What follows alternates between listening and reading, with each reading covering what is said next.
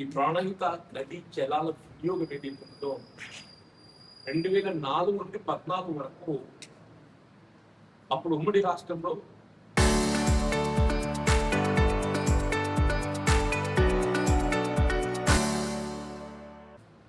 రాష్ట్రంలో కాంగ్రెస్ ప్రభుత్వం, కేంద్రంలో కాంగ్రెస్ ప్రభుత్వం, మహారాష్ట్రలో కాంగ్రెస్ పార్టీ, 3 అంకెలు కూడా కాంగ్రెస్ పార్టీ ప్రభుత్వం ఉండి కూడా ప్రాణహిత నదీ జలాల వినియోగానికి సంబంధించి దశాబ్ద కాలంలో ఏ విధమైనటువంటి ఒక ఒప్పందాన్ని కూడా తెచ్చుకోలేకపోయింది. దానికి తోడు ఏదైతున్నదో అప్పటి మహారాష్ట్ర ముఖ్యమంత్రి పృథ్వీరాజ్ చౌహాన్ కిరణ్ కుమార్ రెడ్డి గారికి ఏదైతున్నదో ఒక లేఖ రాశారు.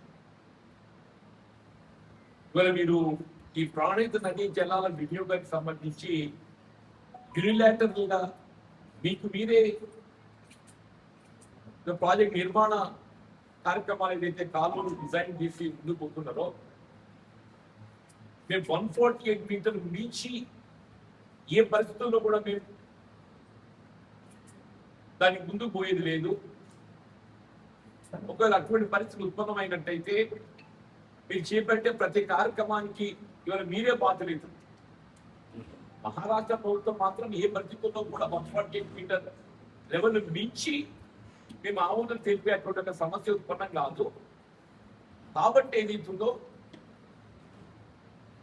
కొన్ని ప్రాణహిత నదీ జలాల వినియోగానికి సంబంధించిన నిర్మాణ పనులు మీరు ఒప్పందం లేకుండా చేసుకోవడం యూనిలాటరల్ గా మీరు ఏదైతే నిర్మాణ పనులు చేపట్టాలని ప్రయత్నం చేస్తున్నారో దానికి మీరే బాధ్యులు అవుతారని చెప్పని అప్పుడు పృథ్వీరాజ్ చౌహాన్ మహారాష్ట్ర కాంగ్రెస్ ముఖ్యమంత్రి అని కిరణ్ కుమార్ రెడ్డి గారి లెటర్ కూడా రాసిందని చెప్పండి. ఇలా కాంగ్రెస్ పార్టీ దశాబ్ద కాలం ఏదైతే ఒప్పందం కుదుర్చుకోలేకపోయింది. ఇలా తెలంగాణ రాష్ట్రం ఏర్పాటు కాబట్టడంతోనే అప్పుడు కేసీఆర్ గారు ఏదైతుందో ఇలా ప్రధానంగా తెలంగాణ రాష్ట్ర ఏర్పాటు ఉద్యమమే నీళ్ల కొరకు జరిగింది. మరి ఈ సాగునీటి వినియోగం ప్రధానంగా భావించేది ఉందో ఈ ప్రాణహిత నదీ జలాల వినియోగానికి యాజ్ ఇట్ ఈస్ తుమ్మడి ఎట్టు వద్ద 152 మీటర్ లెవెల్లో ఒప్పందం కుదుర్చుకునే ప్రయత్నం ఒక సంవత్సర కాలం చేసి హరీష్ రావు గారు as an irrigation minister he made an attempt went to Bombay, Mumbai. Then KCR himself, KCR గారు ముఖ్యమంత్రిగా స్వయంగా వారు మహారాష్ట్ర ముంబై పోయి ఇదే ముఖ్యమంత్రి ఆనాడు కూడా ముఖ్యమంత్రి ఉండేదని చెప్పంటుండే వారు ఏంటంటే ఏ పరిస్థితుల్లో కూడా మేము విదర్భ ప్రాంతానికి వెళ్ళి మేము ముందు నుండి కూడా మేము దీన్ని వ్యతిరేకిస్తున్నాం. 148 మీటర్ మించి మీకు పోయేటువంటి ఒక పరిస్థితి సమస్య ఉత్పన్నం కాదని చెప్పని ఖరాఖండ్ గా దేవేంద్ర ఫడ్నవీస్ ఇదే ఆయన ముఖ్యమంత్రి, ఇదే దేవేంద్ర ఫడ్నవీస్ ముఖ్యమంత్రి. అప్పుడు ఏదైతుందో కేసీఆర్ గారు మరి దీన్ని ఏ విధంగా మనం ప్రొసీడ్ కావాలి, మళ్ళీ ఏదైతుందో సిడబ్ల్యూసి సెంటర్ నుంచి చాలా సూచనలు తీసుకొని అప్పుడు ఉమాభారతి గారు ఏదైతున్నదో కేంద్ర జలవనరుల శాఖ మంత్రి ఉమాభారతి గారు వారు కూడా రాష్ట్రానికి ఒక లేఖ రాసింది.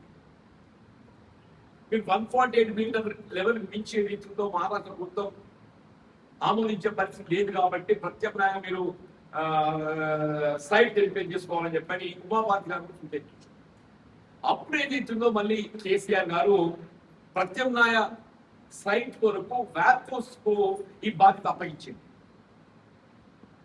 ఇప్పుడు వ్యాప్కోస్ అనేది ఇది కేంద్ర జలవనరుల సంఘ అధీనంలో పనిచేస్తుంది. వ్యాప్కోస్ అప్పగిస్తే వ్యాప్కోస్ ఏదైతుందో వాళ్ళు ఈ మేడిగడ్డ సైట్ ను అక్కడైతే మనకు నీటి లభ్యత దాదాపు 300 TMC పైన మనకు నీటి లభ్యత ఉంటుంది. అక్కడైతే మనకు ఆశించిన మేరకు నీటిని పొందే అవకాశం ఉంటుంది మరి రిపోర్ట్ ఇచ్చారు. ఆయన ఇంజనీర్లకు పనిచేసిన ఎట్లా పనిచేసిన ఆయన ఆలోచన విధానానికి హ్యాట్సప్ చెప్పాలి. ఆలోచన విధానానికి ఆయనకు ఆలోచన రావడం గొప్ప. రాజకీయ నాయకులు ప్రధానమంత్రి ముఖ్యమంత్రి ఎట్లయితే ఐఏఎస్ ఐపీఎస్ల కంటే రాజకీయ నాయకుల ఆలోచన దురదృష్టం ఎందుకుంటది? ఐఏఎస్ ఐపీఎస్ ఎవరు కమాండ్ చేస్తాడు? ప్రజలు కమాండ్ చేస్తారు. కేసీఆర్ గారు ఏదైతుందో ఏ గ్రావిటీ ఫ్లోతోని నీటిని ప్రవహింపజేసే ఒక వరద కాలువను దిగువ నుండి ఎగువకి ఏదైతుందో రివర్స్ పంపింగ్ ద్వారా ఎస్ఆర్పి నీటి ఎత్తిపోతే విధంగా ఏదైతుందో పంపుని ఏర్పాటు చేసింది.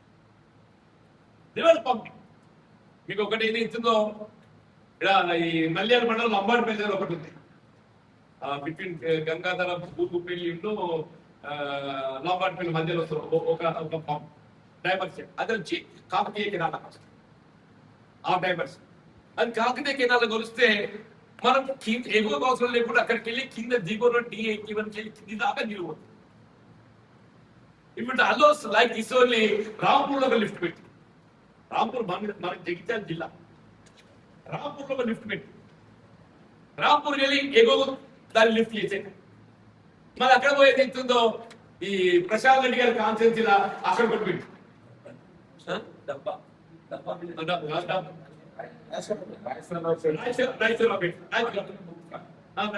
ఒకటి పెట్టి ముప్పారు వాటితో ఏదైతుందో ముప్పారు దాంతో ఏదైతుందో మీకు చేసుకుంటే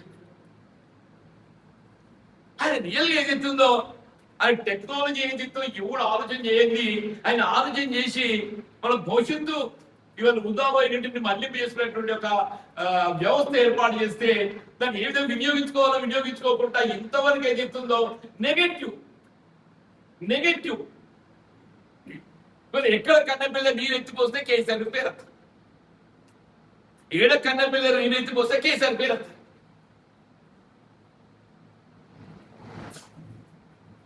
అంటే ఏమైపోయింది వల్ల రేవంత్ రెడ్డికి కేసీఆర్ పట్ల ఒక ద్వేషం, అది రాష్ట్ర ప్రజానీకంగా శాపంగా పరిణమించిందని చెప్పండి. అందుకే ఎప్పుడు చెప్తామన్నా జగిత్యాల మాట్లాడినప్పుడు నేను మాట్లాడి నేను ఈ రాష్ట్రాన్ని పట్టే శని రేవంత్ రెడ్డి దాన్ని తొలగించుకోవాలని చెప్పాను నేను. అని అందరూ ఆశ్చర్యపోయింది. వాస్తవం కూడా చెప్పండి నేను నీటి వినియోగం అవకాశం ఉండి కూడా నువ్వు వినియోగించలేకపోతున్నావు, వినియోగించుకున్నట్టు దాన్ని ఎక్స్ప్లోర్ చేయలేకపోతున్నావు. నువ్వు కనీసం అటెంప్ట్ చేయాలి. ఏంటో కాళేశ్వరం కొట్టుకపోయింది. సో టోటల్ మేడిగడ్డ ఆ బ్యారేజ్ వ్యయం ఏదైతుందో నిర్మాణ వ్యయం 4700 కోట్లు.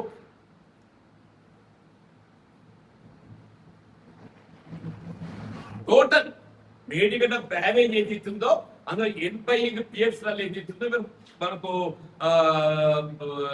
కురింగిపోయిన బాధ్యత 2, కురింగిపోయిన బాధ్యత 2.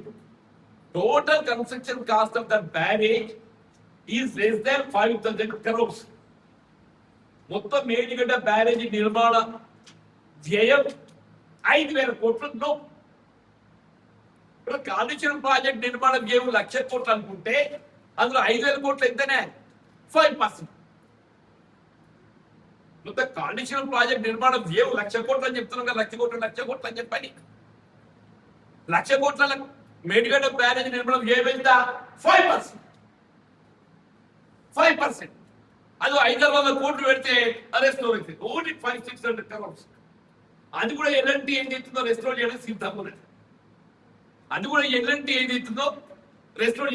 ఉన్నది. నువ్వు అది ఇది ఉపయోగించకుండా ఎంతో కేసీఆర్ పట్ల ద్వేషం ఏదైతుందో రాష్ట్ర ప్రజానికి శాపంగా పరిణమిస్తుందని చెప్పంటారు. నేను ఇలాగ ఏం చెప్పిండు, ఆ 7 రకాల విత్తనాలు పెట్టాలి. అదే ఏ విత్తనం పెట్టాలనేది కూడా ఎవరిని తోయబడి పరిస్థితి ఏర్పడ్డా. ఏ విత్తనం పెట్టి ఎవరిని తోయని పరిస్థితి వాళ్ళకి అసలు కాలం ఉంటుంది. ఏ విత్తనం పెట్టాలని, ఏ విత్తనం పెట్టాలా కాలం కావాలి. కాలం నీకు దీర్ఘకాలం పంట, అది దీర్ఘకాలం పంట. నీళ్ళకాలం ఉన్నప్పుడు ఏం పెట్టాలి, షార్ట్ డ్యూరేషన్ పెట్టి. నీళ్ళకాలం ఉన్నప్పుడు ఏం పెట్టాలి, షార్ట్ డ్యూరేషన్ పెట్టి.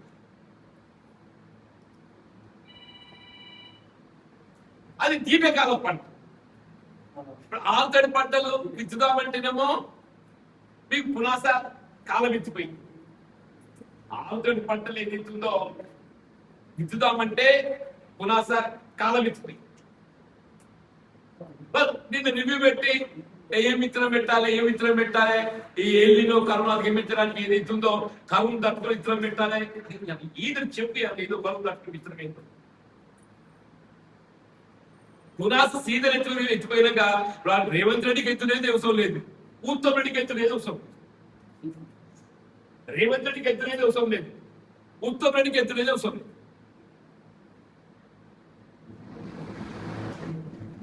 ఇవాళ ఏమంటారు ఉత్తమ్ రెడ్డి, అట్లీస్ట్ నువ్వన్న తెలంగాణ బిడ్డగా ఆలోచన చేయవా అంటున్నా. ఉత్తమ్ రెడ్డి గారు ఏదైతుందో కనీసం భారీ నీటిపారుదల శాఖ మంత్రులుగా నీ బాధ్యత నిర్వహణ లోపల ఏదైతుందో స్వతంత్రంగా వ్యవహరించు. ఉత్తమ్ రెడ్డి గారి విజ్ఞప్తి,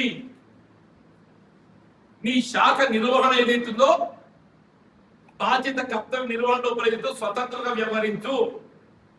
రిటైర్డ్ ఇంజనీరింగ్ అసోసియేషన్ ఏదైతో శ్యామ్ ప్రసాద్ రెడ్డి నీ పరిచయం, దామోదర్ రెడ్డి నీకు పరిచయం, వెంకటేశ్వరి పరిచయం, వీళ్ళందరూ కూడా ఎంతో ప్రముఖులు.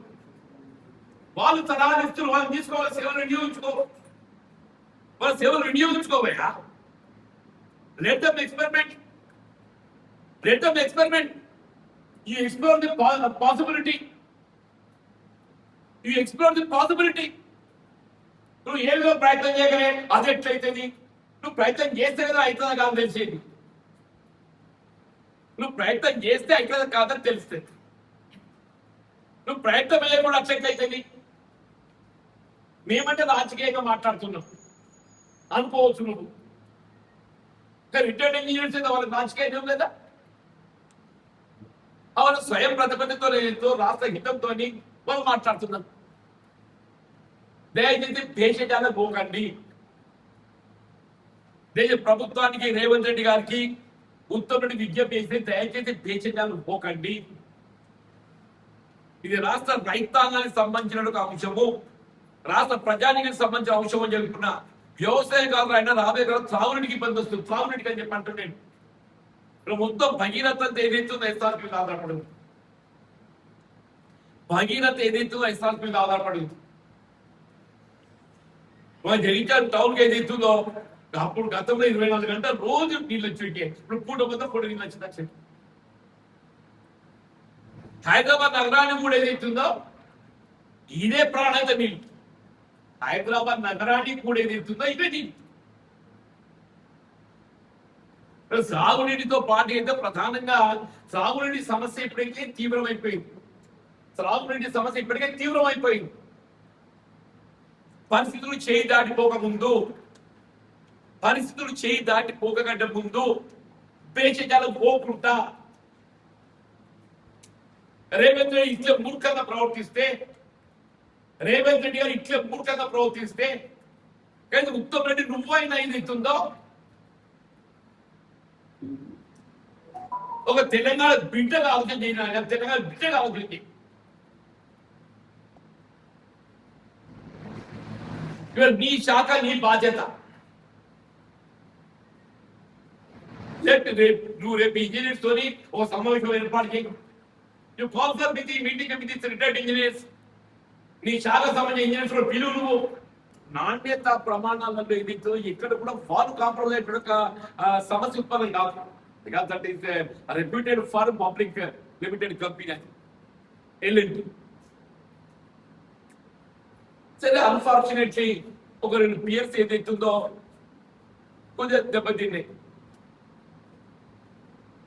దాన్ని రిస్టోర్ చేసుకోవడం ఏదైతుందో ప్రభుత్వ బాధ్యత. అది రిస్టోర్ చేసుకోవడం ప్రభుత్వ బాధ్యత. ఇవాళ 30 మాసాలు గడుస్తుందా? మరి ఎప్పుడు ఎన్డీఎస్ఏ అని చెప్తారు కిరణ్ కుమార్ రెడ్డి, రేవంత్ రెడ్డి. ఎన్డీఎస్ఏ ఏం చెప్పింది? National dam safety authority gave there report in the month of April 2025. NDSA, they gave their final report in the month of April 2025. వాళ్ళు ఏదైతుందో మేడిగడ్డ పిఎస్ సంబంధించి మరమ్మతులు చేసుకుంటారు. అంతవరకు ఏమన్నారు? వాళ్ళు రిపోర్ట్ ఇచ్చేంత వరకు మీరు నీరు నిల్వ చేయకూడదు అని చెప్పన్నారు. వాళ్ళు ఫైనల్ రిపోర్ట్ గేవ్ April 2025. ఆ రిపోర్ట్ ఏమన్నది? మీరు తగు మరమ్మతులు చేసుకొని ఆ బ్యారేజ్ వినియోగించుకోవచ్చు అని చెప్పారు. వాళ్ళు రిపోర్ట్ ఇచ్చి సంవత్సరం దాటిపోయింది. ఇంతవరకు ఉనుకులేదు పలుకులేదు అని చెప్పాడు. ఇవాళ ఒక వర్కింగ్ సీజన్ గడిచింది. 21 ఏప్రిల్ అంటే 26 జూలై. వర్కింగ్ సీజన్ గడిచిపోయింది. ఈ వర్కింగ్ సీజన్ లో మనం రిస్టోర్ చేసుకునే అవకాశం ఉండే మనకు. ఈ వర్కింగ్ సీజన్ లో మనం రిస్టోర్ చేసుకునే అవకాశం ఉండే. మీరు దాన్ని రిస్టోర్ చేయరు. ఇక కాంగ్రెస్ పార్టీ ఎన్నికల ప్రణాళికలు ఏదైతున్నదో ఇప్పుడు ప్రాణహిత ఈవెన్ లెవెల్ 148 మీటర్ మీరు తుమ్మడి వద్ద కడతామని చెప్పని ఎన్నికల ప్రణాళిక పేర్కొన్నది. కాంగ్రెస్ పార్టీ ఎన్నికల ప్రణాళికలో ప్రాణిత నది జలాల వినియోగానికి సంబంధించి ఈ మేడిగడ్డ వద్ద నిర్మాణం చేపట్టబడ్డటువంటి యొక్క ఈ బ్యారేజ్ కు అదనంగా మేము ఎగువన 148 మీటర్ లెవెల్ తోని తుమ్మడి వద్ద కడతామని చెప్పని ఎన్నికల ప్రణాళికలో పేర్కొన్నాం. 30 మాసాలు గడిచింది. తట్టడి మట్టించుకొచ్చినాడా? 30 మాసాలు గడిచింది. మీరు ఎన్నికల ప్రణాళికలో పేర్కొన్నారు. మీరు ఎన్నికల ప్రణాళికలో పేర్కొన్నటువంటి యొక్క ప్రాణిత నది జలాల మళ్లింపు ఈ తుమ్మడి వద్ద నిర్మాణం చేస్తున్నారో దానికి తట్టడి మట్టించిపోయింది. మేడిగడ్డి వద్ద బ్యారేజ్ మరమ్మతులకు అతి లేదు, గతి లేదు. అన్నారం శుద్ధిలో ఏదైతుందో కేవలం ఏ సీట్ చేస్తే ఉన్నాయో దాన్ని ఏదైతుందో మరమ్మతు చేయడం జరిగింది.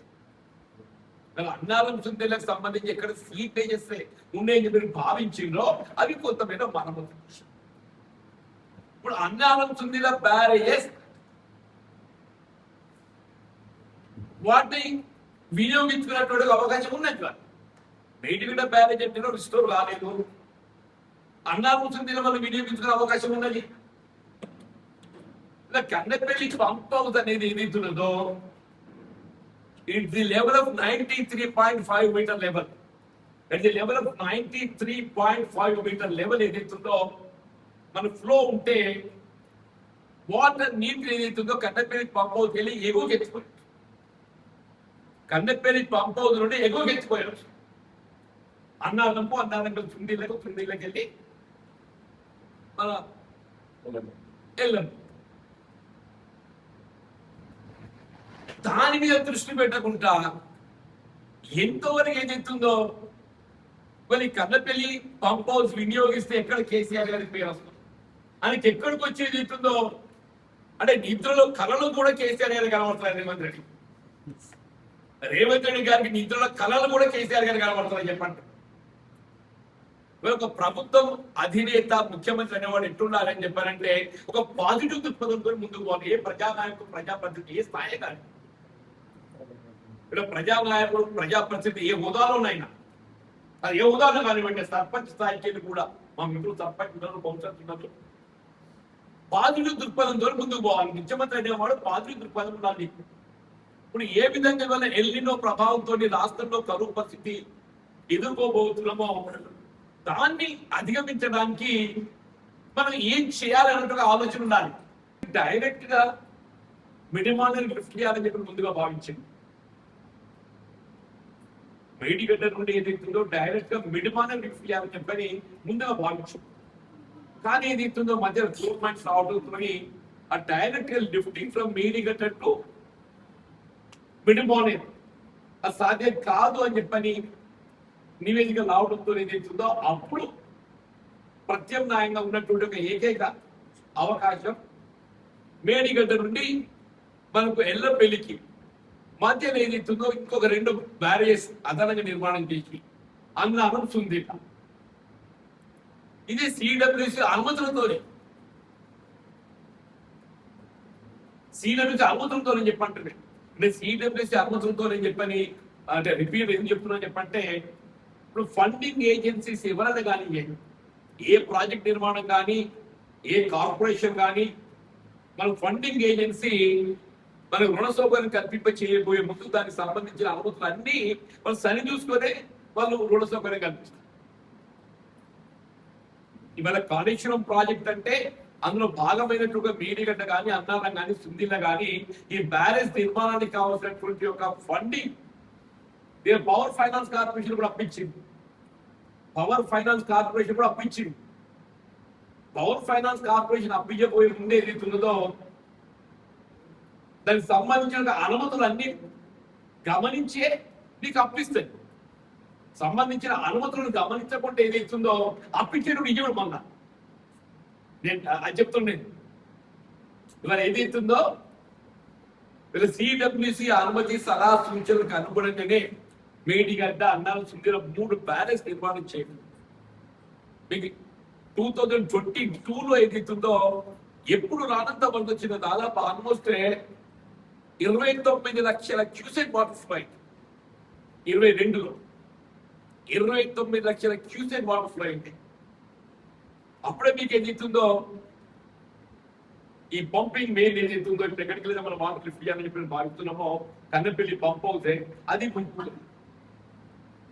29 లక్షల క్యూసెక్ వాటర్ ఫ్లో రావడంతో ఈ కన్నెపల్లి పంప్ హౌస్ అనేది అప్పుడు ముప్పు గురై అదే డిఫెక్ట్ ల్యాబొరేటరీ కింద ఏదైతుందో దాని నిర్మాణ సంస్థ ఏదైతుందో మనం దాన్ని రెస్టోర్ చేసి నిర్మాణ సంస్థ.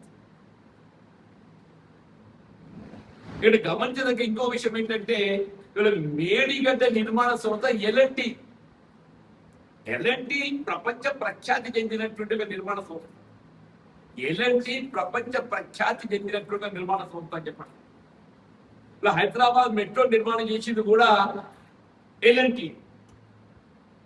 అదే రెస్పాన్సిబుల్ అపోజిషన్ పార్టీ, ఒక బాధ్యత గల ప్రతిపక్ష పార్టీ, వీళ్ళ గతంలో అధికారం ఉండి వీళ్ళ ఈ మేడిగడ్డ అన్నారం సింధిల బ్యారేజ్ నిర్మాణం చేసిన party BRS party.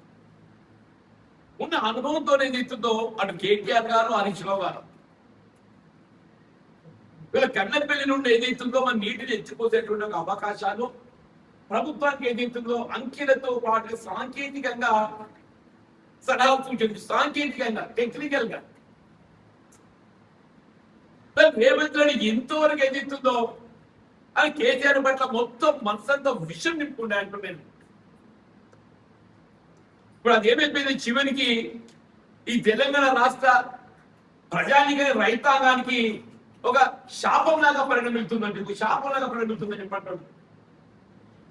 Revanth Reddy గారికి కేసీఆర్ గారి పట్ల ద్వేషం ఏదైతుందో ఆయన పట్ల మనసంత విషయం నింపుకున్నాడో అది వల్ల ఏమైపోయింది రాష్ట్ర ప్రజానిక రైతాంగం పట్ల ఏదైతుందో అది ఆ ప్రభావం పడుతుందని చెప్పంటారు. అది ఎందుకు చెప్తున్నా అంటే వాళ్ళు రిటైర్డ్ ఇంజనీర్స్ అసోసియేషన్ మీకు లెటర్ రాసినామా, మీకు లెటర్ రాసిన నేను రాసింది కాదు లెటర్, వాళ్ళే రాసి ఇదేం రాజకీయ నివేదిక కాదు, ఇది రాజకీయ నివేదిక కాదు. ఇది ఒక అనుభవం కలిగినటువంటి ఒక ఇంజనీర్స్ అసోసియేషన్ ఏదైతున్నదో మన కన్నెపల్లి పంప్ హౌస్ నుండి ఎగువకు ఏదైతుందో నీటిని ఎత్తిపోస్తే బ్యారేజ్ ఏదైతుందో కేవలం 50% నిల్వతోని వాటర్ ట్యాంక్ లిఫ్టెడ్. మనకి ఏదైతుందో అన్నారము ఈజ్ అబౌట్ 10 TMC స్టోరేజ్ ఉంది అన్నారు. Sundilla is about 8 TMC storage ఉంది. అలాగే 50% స్టోరేజ్ లెవెల్ తో ఏదైతుందో water can lifted to upper reach. అంటే ఏంటి, ఇక్కడ ఒక 5 TMC, అక్కడ ఒక 4 TMC, అంటే 9 TMC స్టోరేజ్ తో ఏదైతున్నదో మీరు నీటిని ఎల్లంపల్లి దాకా ఎత్తిపోయారు. ఇప్పుడు ఎక్కడికి వచ్చి ఏదైతుందో రేవంత్ రెడ్డి అని చెప్పే కథ ఏంటంటే ఈ అన్నారం సింధిల్లా అవి బ్రీచ్ అయితే మా భద్రాచలం కొట్టకపోతుంది. అరే నీకు గణాంకాలు ఉన్నాయి, నేను చెప్పేది కాదు, గణాంకాలు ఉన్నాయి. 30 లక్షల క్యూసెక్ వరద వస్తే కూడా భద్రాచలంకి ఏదైతుందో ఏ విధమైనటువంటి ఒక ఇబ్బంది రాలేదు. 30 లక్షల క్యూసెక్ వరద వస్తాయి. వీళ్ళు అన్నారం సింధిలో స్టోరేజ్ చేయబోయేటువంటి ఒక నీటి నిల్వ కేవలం 9 TMC, both barrage together 9 TMC. 9 TMC అంటే 9 into 11,000 క్యూసెక్, 11,000 క్యూసెక్ ఒక TMC అవుతుంది. అంటే 11,000 into 9 TMC అని అంటే ఆల్మోస్ట్ 1 lakh. లక్ష క్యూసెక్ వరద వస్తుంది. లక్ష క్యూసెక్ 24 గంటలు వస్తాయి. అవునా, నేను మొత్తం వెళ్ళిపోవాలంటే లక్ష క్యూసెక్ 24 గంటలు వస్తాయి చెప్పండి.